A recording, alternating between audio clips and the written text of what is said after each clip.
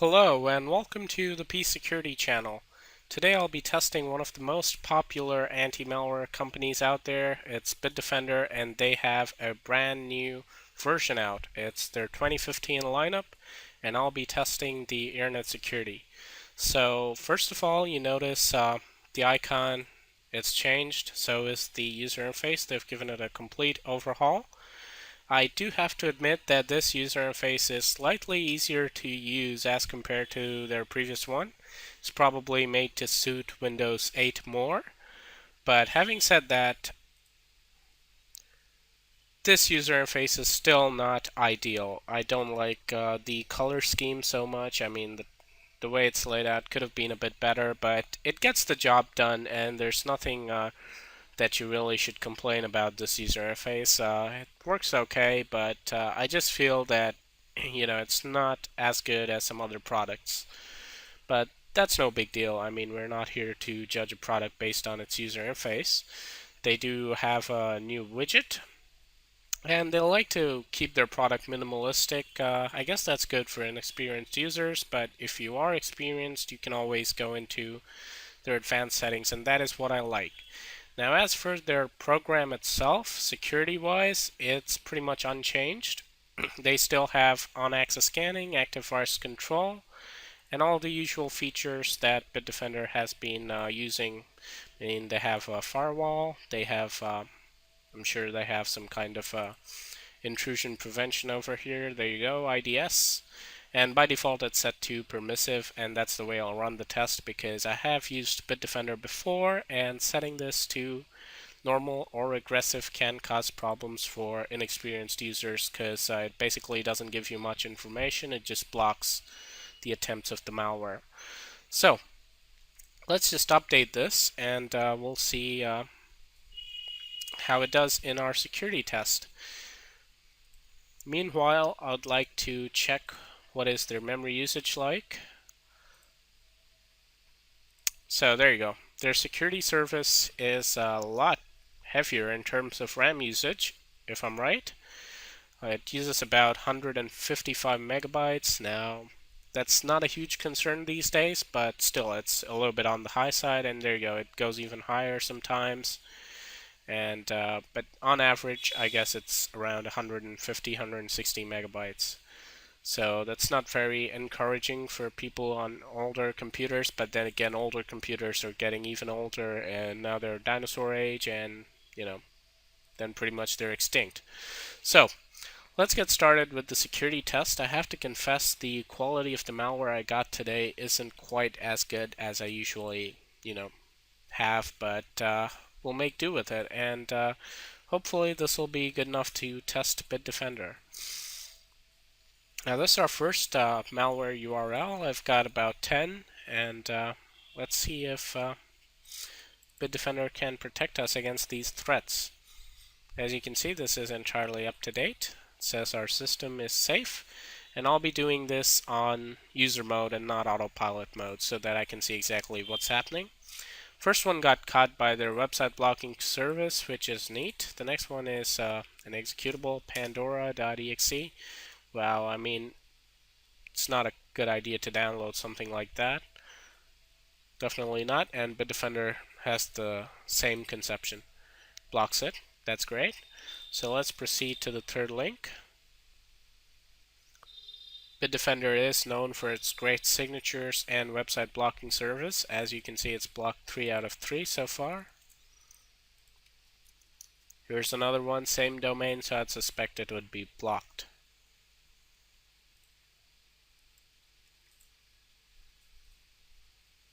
Well, it's not. So we'll go ahead and just run this file because it's an executable after all. And this one looks like it's some kind of adware. It is signed. Let's see if Bitdefender's zero-day components can deal with this thing. Nope. Nothing from Bitdefender so far. And nothing from the file itself. That's funny. So it's just like nothing happened. I executed the file and nothing happened. That's weird. But let's go ahead with the test, and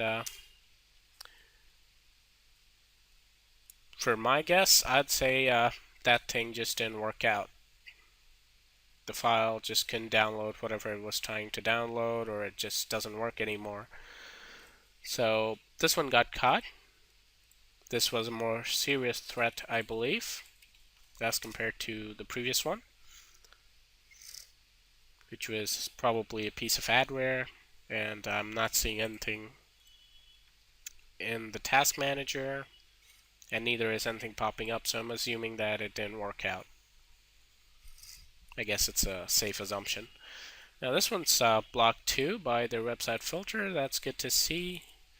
And this is a pretty well-known virus domain, so it should be blocked.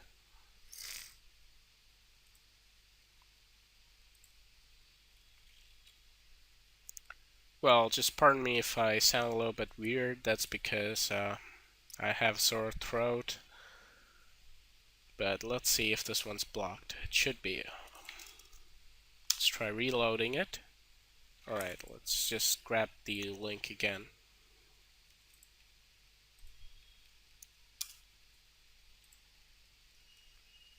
Here is confirmation that this website was indeed blocked by Bitdefender. So let's continue.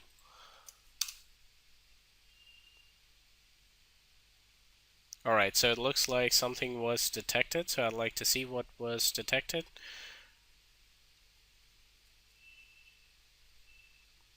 Alright, so it's basically in the cache, so I don't think this is a really big deal. But anyway, this page is blocked as well. Let's continue. We've got 2 more links to go. Now this isn't technically a malware website. I'd say this is just a storage website where we have the malware file.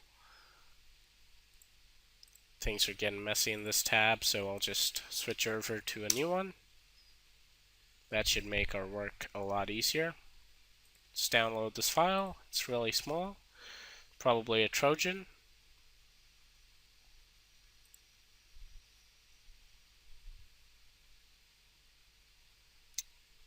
Bitdefender does seem to slow down the basic browsing process when you're like going into a malicious website, but I guess that's not too much of a concern because you don't visit like thousands of malicious websites a day. And if you do, well, you should be slowed down, rightfully so. And I think the way Bitdefender's website blocker works is that it keeps its signatures in the cloud. So that's probably the reason for the slowdown. But it's no big deal, and wow, Bitdefender did make my job quite easy. It blocked pretty much everything. We saw one file that was able to run, but I don't see it doing anything, so I'm assuming it just failed to do its job. Do its nasty job, of course, of infecting this computer with adware. Now, going into the second part of the test, I will have to disable Bitdefender, so we'll just go into protection. They don't have any easy way of turning it off, as far as I can see. So I'll just go into antivirus and turn off on-access scanning. This should be long enough. And I'll also turn off active virus control, which is their behavior blocker. That should do the trick. So now let me grab my samples. So in this folder we have probably about 235 malware samples. Now these are not the same samples that I usually use in other tests, but because I wasn't able to get those, I've got some alternatives. And I have to say some of these files are pretty old, maybe a few days old, but it should be good enough to test Bitdefender, and we will be expecting high detection ratio because some of these files, as I said, are a few days old. So please do not compare this detection ratio with my other tests, because these samples are quite different. But different or same, they're still malware, and Bitdefender has to deal with them. So let's do a scan and figure out what Bitdefender can do. Now, the scan speeds are okay, but I wouldn't say they're like rocket fast. So I guess I'll have to pause the video and I'll be right back with the results.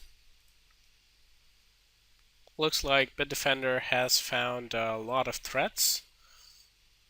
156 threats and 231 objects, so we'll delete all of them.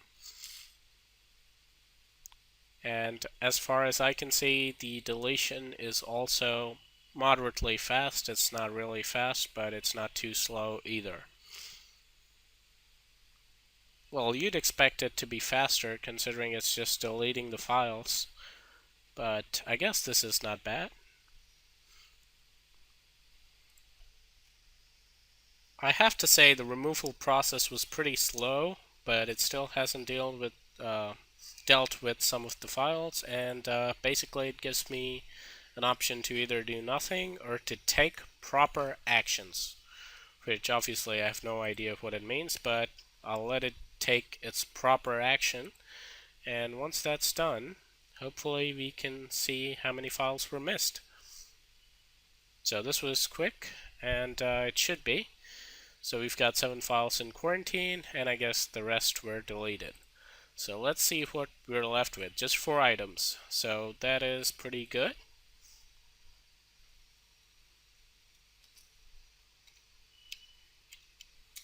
That gives us a detection rate of 98.29%. I'll give it 98.3.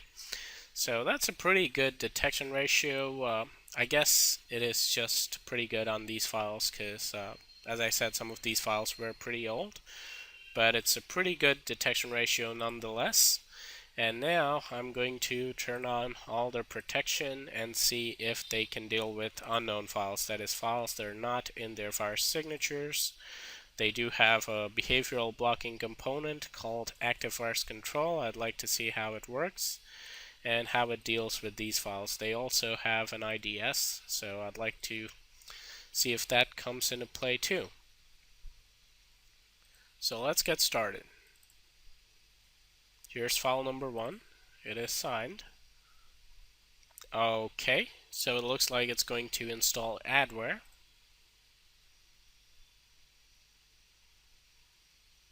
And we already have an icon on our desktop, and looks like it was detected and threat was removed. Okay, so basically what happened is the original file was not detected, but the adware that it tried to install was, and Bitdefender got rid of it. So that's great news. So this one was blocked. Let's try the next one. That is not going to work. That is disappointing. But let's try out this one.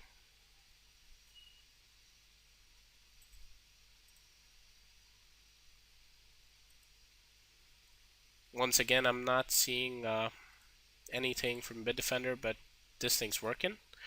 And there you go. Now it's detected. Malicious application detected and disinfection in process. So that was probably their active virus control coming into play. That is good news. Let's see if the process is still running. No. So Bitdefender did protect us from this file. Now let's try out the last one, and it's not going to work. So, well, we didn't get to see a lot of zero-day protection from Bitdefender. I mean, we didn't get to test a lot of zero-day protection. So basically what I'm going to do is now I'm going to turn their antivirus off and try running some of the other files, because I need to see how the virus control would work and in more difficult scenarios. Alright, so we have some files here, and I have only turned off their signatures. They're still able to use the active virus control and obviously the IDS, or the intrusion detection system. It is at permissive by default, and that is how I'll be using it. So let's see if it can prevent all this malware if it didn't have a signature for it. So I'm not going to try all of these, but I'll just try some, and I'm hoping Bitdefender will be able to protect us. And this one was blocked. That is good news. So that is active virus control doing its work. Let's try out this one.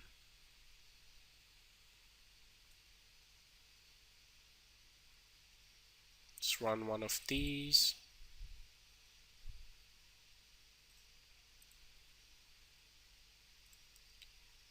The best thing probably about Bitdefender is that it is completely automated and you don't really have to do anything, even with their zero-day components. Now that is something which you don't get to see in a lot of other programs that do have good zero-day components. And once again, Bitdefender finds something malicious, and it's going to be removed. Let's try running something else. As we can see, some of these files are failing because Bitdefender is working in the background.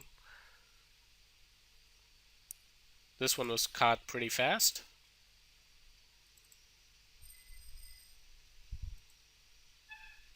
This one was also blocked. Let's try running this one.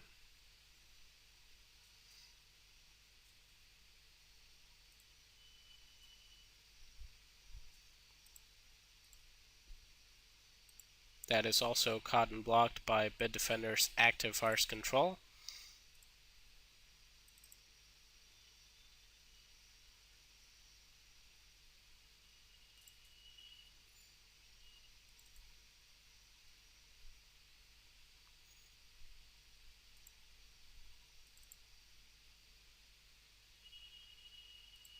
I think we'll just try a couple more. Once again, Bitdefender has blocked something. Let's try this one. Looks like a fake Steam installer. It did run successfully, but looks like that was blocked again, or maybe we're just getting the same alert for one file. Let's see. Okay, we do have some processes over here that are definitely undesirable. Now this one has a name called Trojan.exe. Now, who on earth would make a malware that has a name like this? I think we've tried enough files at this point, and we do have some process running, so I just want to see if the system was indeed infected. So this is where I'll stop the test. I think we've run about 5 or 6 files, so that should be enough. So I'm basically going to reboot the system, get rid of this folder, turn on Bitdefender once again, and then we'll just do some second opinion scans to see if the system is clean or infected, and if it is, to what extent.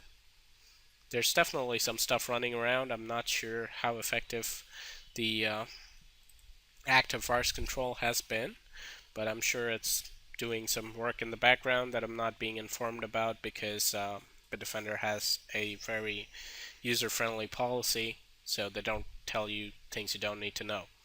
It just tells you malicious application detected. And I'm sure the IDS is doing some stuff too. So basically that's what I'll do, and I'll be back with the results from the second opinion scanners. Both of our second opinion scanners have found quite a lot of threats, but keep in mind that this is just a zero-day test, so we won't be counting all of them against Bitdefender. Now, the thing that troubles me is this, and this. Now, both of these are startup items, and well, they're running every time the PC starts, and that is not something that should have been allowed by their active virus control. Now, these things don't trouble me so much, but these things do. And looking over here, we've got lots of other files that are definitely malicious.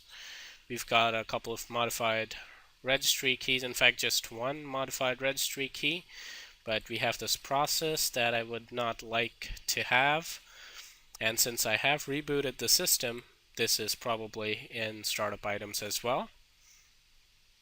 So that's basically it. Now, my final verdict on Bitdefender.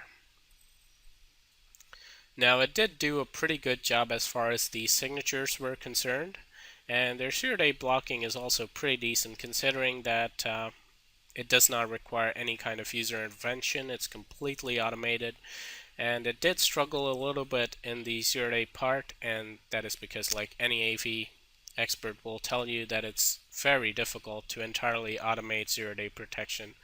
So automating it just means that you're reducing the efficiency.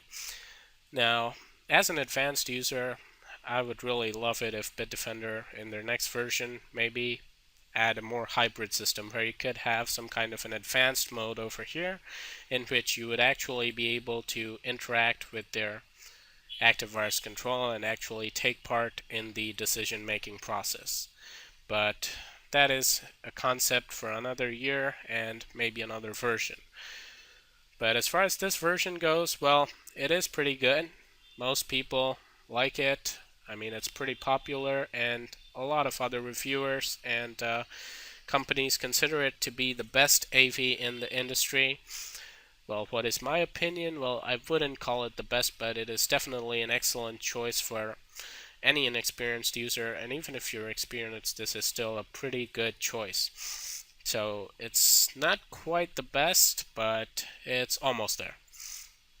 So I hope you guys enjoyed this review. Have a nice day. Make sure you check out Bitdefender. If you like it, you can go ahead and purchase their product. If you're not satisfied with zero day, I would consider some other products, because there are definitely other products that have better zero day protection. But if you're an inexperienced user and you just want completely automated protection, look no further. This is definitely the best product for you. So, thanks for watching. Stay tuned, comment, rate, and subscribe, and I'll see you guys in the next B Security channel video.